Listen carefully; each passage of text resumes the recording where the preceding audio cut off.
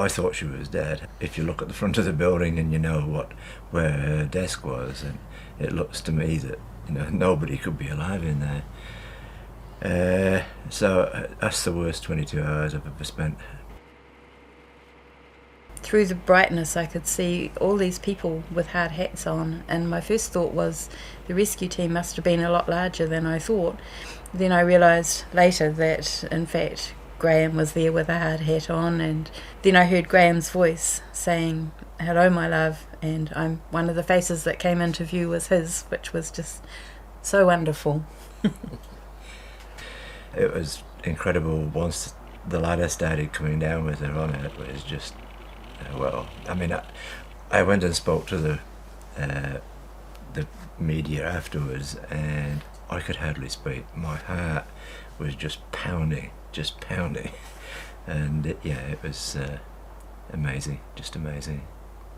It took me probably 2 or 3 weeks to get Graham's story out of him, just in little bits, but I felt it was really important to have his story in the book as well, because he didn't know that I was alive for 22 hours, and what he went through, I think in a lot of ways was worse than what I went through. I knew I was alive, and I never doubted that I would get out of there, so it was really important to me to have both of our stories in the book.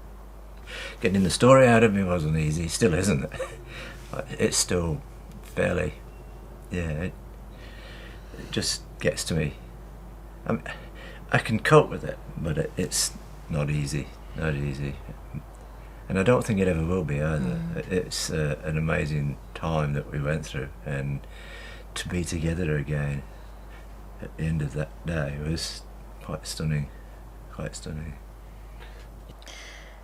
I've always been a glass half full person, so we've always lived life to the full.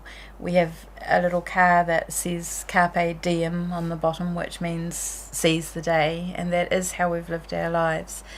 But since February, things that I might have thought twice about before, like I'm not really a shopper, but I've done some serious shopping since the earthquake.